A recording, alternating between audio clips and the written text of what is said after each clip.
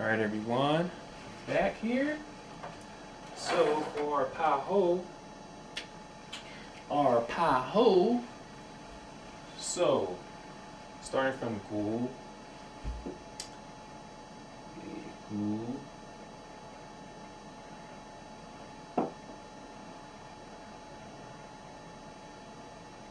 as you remember before, I said that this is a vowel, gu. Okay, you guys see that? Yes, okay. As I was saying before, this here is a vowel. It's oo, but we know that the K is already implied. The K is implied, so you have to pronounce whenever you see. There's an exception, but right now here you see the oo, the ku is gu, and like I was saying before, in the consonant section they don't have a word for K. They don't have a. Although this K is pronounced as it sounds like a G, like gu. It's still a K, but they don't have this K in the consonant section. So the K's are we know that the K's are included with the vowels, just depending on the word. So here, gu. Okay, nya, nya, nya. I think I used this word before. Didn't I use this word before in the last video? Nya, that means to like. Nya, nya. So I guess I didn't do this before, but I'll do it this time. G, G, G.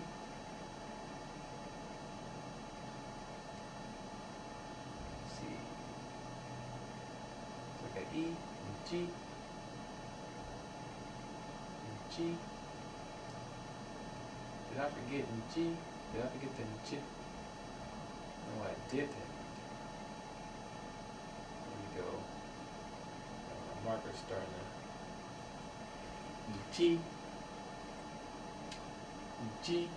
We had this E before the last one. Ne.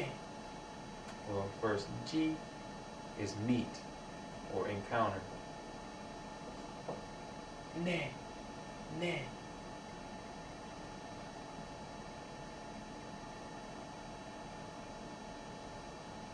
Ne. We had that letter before. That was the first one. In the first lesson of Phaj Hauj. Ne. That means people.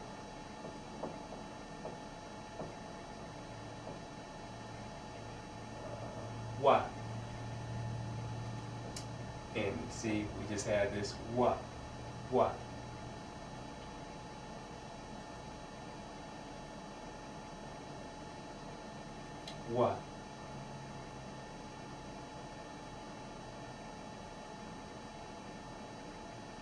And while I'm using these other letters here, ones we haven't used before,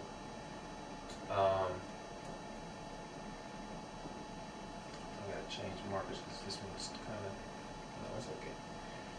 Okay, this here, we just had this letter here, this vowel, wa, and we know this wa, but this letter here is in the consonant section. It's in the consonant section, but it doesn't really have a pronunciation. This doesn't have a pronunciation. What it's used for is used for vowels that stand by themselves, like vowels like wa, o. If it doesn't have that, like this exception here, like this vowel here, it stands by itself, but it's gu. If the K is not implied there, if it's a different word other than like gu, or any other word like g, which we're going to come to the next one, you have to use this letter here. Like the vowels can't really, they use this like as a, it's sort of like a filler. I want to say a filler, like wa, like. You would probably think, okay, I'll just put Y here because that it has the right tones. This without the tone mark by itself is the falling tone. But you can't do that. You can't put this by itself. What you have to do is add this here. You will have to add this letter here. So we'll see more, and once you get more practice, you'll start understanding what I'm saying. That this letter here is used as a filler when you have like vowels sitting by themselves. Except for this exception here. This is cool. It's a vowel by itself, but it's the actual cool. I hope I explained that right. Sometimes I find myself having a hard time explaining things. So this next word here, good, good, and we just had good, here. And again,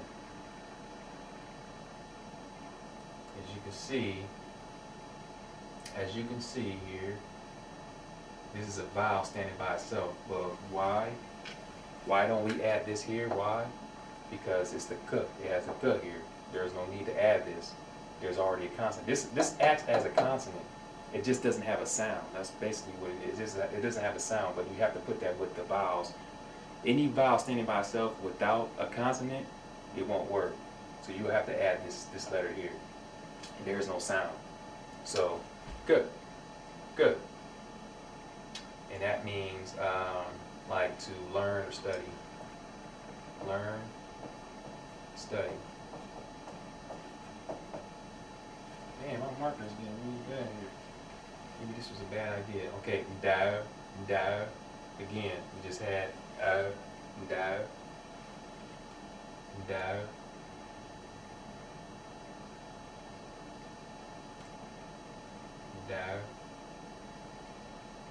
And put your consonant here.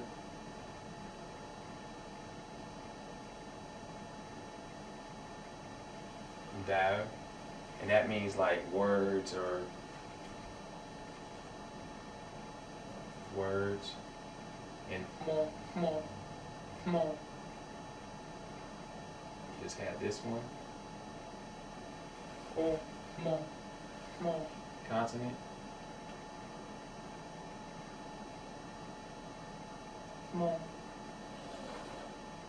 And then as far as this, and that's, we know what that is. That's the Hmong language.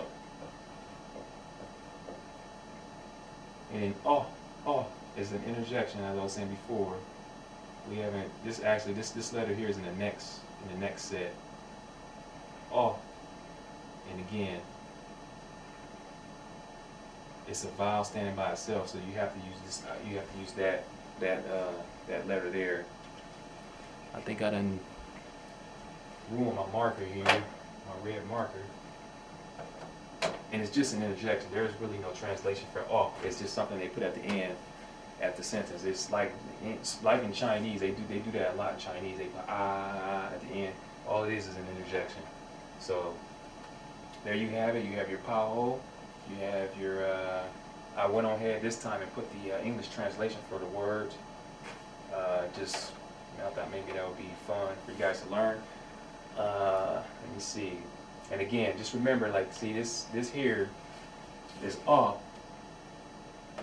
This is the letter for Like, as you can see here, is a falling tone. The S indicates that it's a falling tone. So that by itself is but it's a vowel, standing by itself. So you have to add this letter here. Likewise, this one, same thing. You can't have these vowels sitting by themselves. So that's how it works. And like you have your exceptions here, like this is a vowel standing by itself, but it has a consonant already. So you see a consonant here, there's a consonant there, and there's a consonant there. So that's how you put those letters together. So this will conclude the set 3, lesson for set 3. And hopefully, maybe tomorrow, if not tomorrow, Tuesday, I will put the last set up, and then I will start working on the consonants. I'll get the consonants going so you guys can start practicing, making up your own sentences. I'm not sure how many people are actually learning Phaj Hauj, but hey, like I said before, my videos will always be there. I'm not going to take them down, and they will be there for anyone who's interested in learning Phaj Hauj. So yeah, I just want to give contributions, since I'm learning this, and there may be other linguists or other Hmong people who are interested in learning this. But this concludes this video, and I will see you guys, if not tomorrow, Tuesday.